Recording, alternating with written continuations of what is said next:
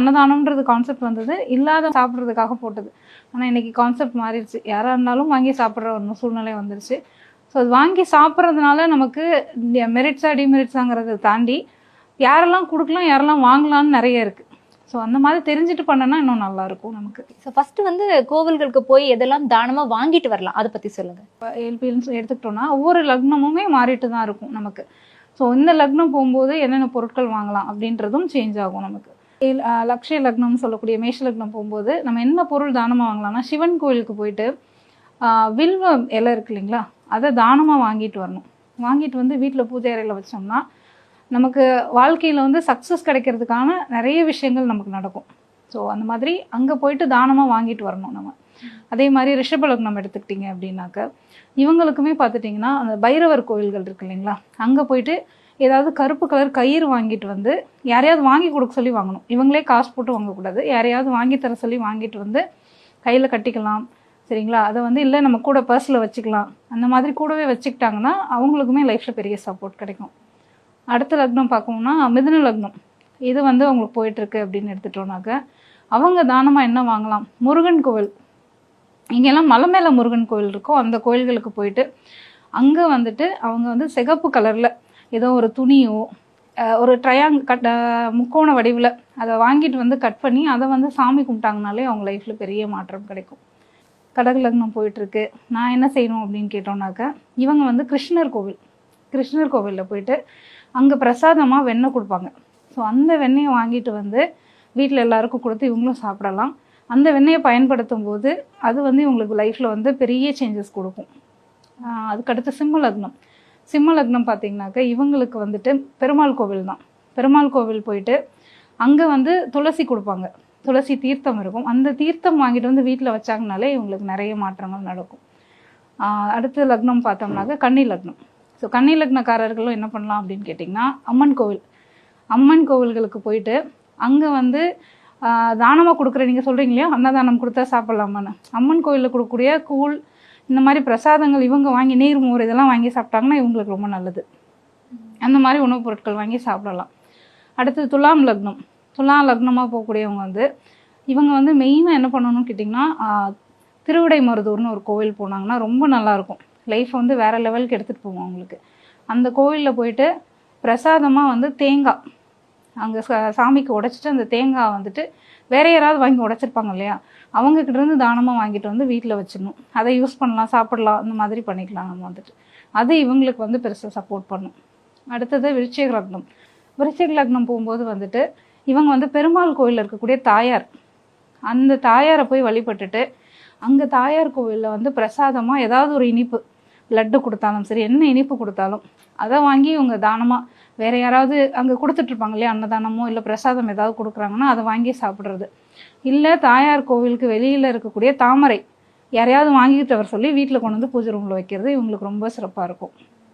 அடுத்து தனுசு லக்னம் போகிறவங்களுக்கு வந்துட்டு அவங்க வந்து லக்ஷ்மி நரசிம்மர் கோவில் போயிட்டு அங்கே தேன் அபிஷேகம் பண்ணுவாங்க. அந்த அபிஷேகம் பண்ண தேனை வாங்கிட்டு வந்து வீட்டில் வந்து வச்சுக்கிறாங்க, சாமி ரூமில் வச்சுக்கலாம்.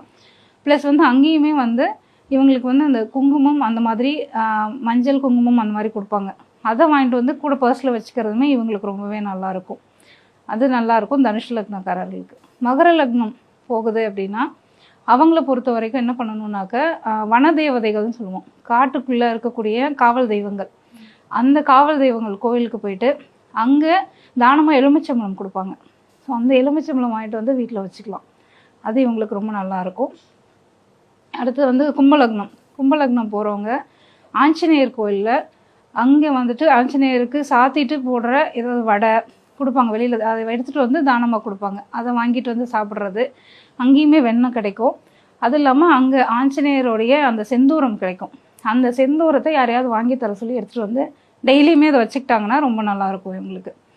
மீன லக்னம் போகக்கூடியவங்க இவங்களை பொறுத்த வரைக்கும் என்ன பண்ணலாம் அப்படின்னு கேட்டிங்கன்னா சிவன் கோயில் ரொம்ப விசேஷம். சிவன் கோயிலில் போயிட்டு அங்கே அன்னாபிஷேகம் பண்ணுவாங்க. ஸோ அன்னாபிஷேகத்தில் கலந்துக்கிறது, அங்கே அன்னாபிஷேகம் பண்ணிவிட்டு அந்த இதை வந்து அன்னதானமாக கொடுப்பாங்க, அதை வந்து வாங்கி சாப்பிட்றது அப்படின்றது மீன லக்னத்துக்கு லைஃப்பில் நெக்ஸ்ட் லெவல் எடுத்துகிட்டு போவோம் உங்களை. இது எல்லாமே வந்து இப்ப சாப்பிடுற பொருட்கள், கயிறு இந்த மாதிரி சொல்லியிருக்கீங்க. இப்ப கூட யாராவது வருவாங்க இல்லையா, நம்ம கூடவே ரிலேட்டிவ்ஸ் யாராவது வராங்க, அவங்களுமே வாங்கி கொடுத்தாலுமே கண்டிப்பாக யார் வந்தாலுமே அவங்கக்கிட்ட வாங்கி தர சொல்லி நீங்கள் வாங்கிக்கலாம்.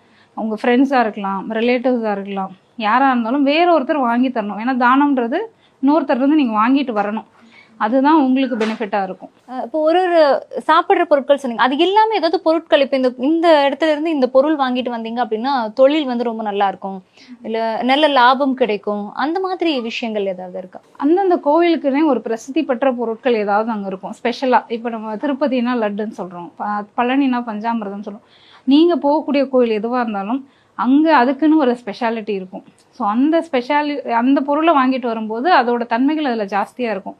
ஏன்னா அதை வந்து ஏதோ ஒரு காரணத்தினால அந்த கோயிலுக்கும் அந்த பொருளுக்கும் ஒரு மிகப்பெரிய சம்மந்தம் இருக்கும். அந்த மாதிரியான பொருட்கள் வாங்கிட்டு வந்து வச்சோம்னா, யூஸ் பண்ணணும்னா நல்லாயிருக்கும் நமக்கு.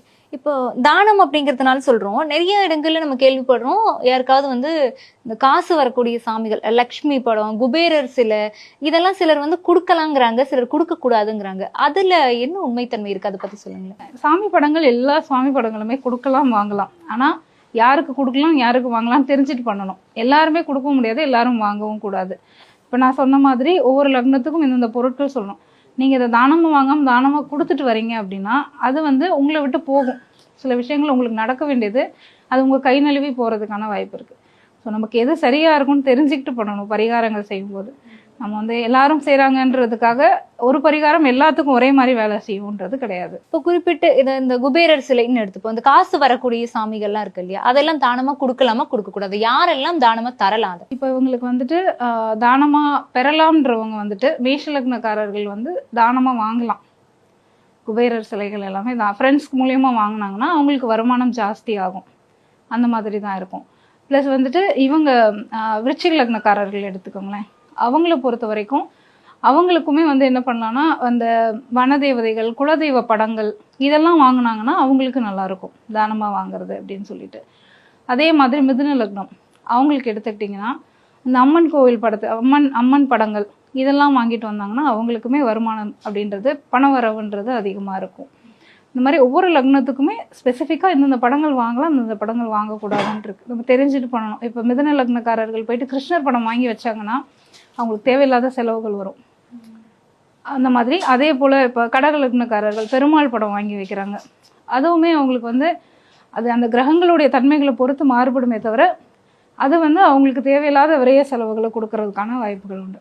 நமக்கு எந்த கடவுளை வந்து நம்ம பிடிச்சிக்கிட்டோம்னா நம்ம லைஃப் அடுத்த லெவலுக்கு போகும், தெரிஞ்சு பண்ணணும்னா நல்லாயிருக்கும். இப்போ இந்த குபேரர் அப்படின்னா அவரு யாரெல்லாம் கொடுக்க கூடாது, எந்தெந்த நட்சத்திர லக்னக்காரர்கள் வந்து தரக்கூடாது?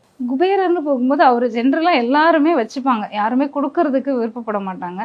ஸோ அவரை முடிஞ்ச வரைக்கும் எல்லாரும் தானமாக வாங்கிக்கிறதுன்றது நல்லாயிருக்கும். ஸ்பெசிஃபிக்காக வந்து சொல்லணும் அப்படின்னு கேட்டிங்கன்னா இப்போ துலாம் லக்னக்காரர்களுக்கு குபேரர் வாங்கிக்கிட்டா ரொம்ப நல்லாயிருக்கும் அவருக்கு வந்துட்டு. அதே வந்துட்டு பார்த்தீங்கன்னாக்க இப்போது ரிஷப லக்னம்னு எடுத்துக்கோங்களேன். ஸோ ரிஷப லக்னத்துக்கு பார்த்தீங்கன்னா குபேரர் வந்து கொடுக்கக்கூடாது, வாங்கவும் கூடாது அவங்க.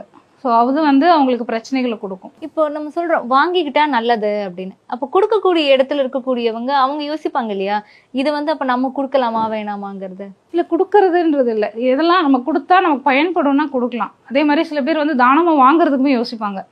நம்ம போய் ஒரு இடத்துட்ட போய் நம்ம கொடுங்கன்னு கேட்டு எப்படி வாங்குறது அப்படின்னு சொல்லிட்டு. அப்படி இல்லை, நமக்கு வந்து நம்ம லைஃப்பில் அடுத்த லெவல் போகணும் அப்படின்னும் போது சில பொருட்கள் நம்ம தானமாக வாங்கும்போது அது கண்டிப்பாக சப்போர்ட் பண்ணும். அதனால நமக்கு எது சரியான பொருள்னு பார்த்து வாங்கிக்கலாம், எது சரியான பொருள்னு பார்த்து கொடுத்துக்கலாம். நம்ம இப்போ பொதுவாக இதெல்லாம் வந்து நீங்கள் தானமாக வாங்கலாம் அப்படின்னு சொல்லியிருந்தீங்க.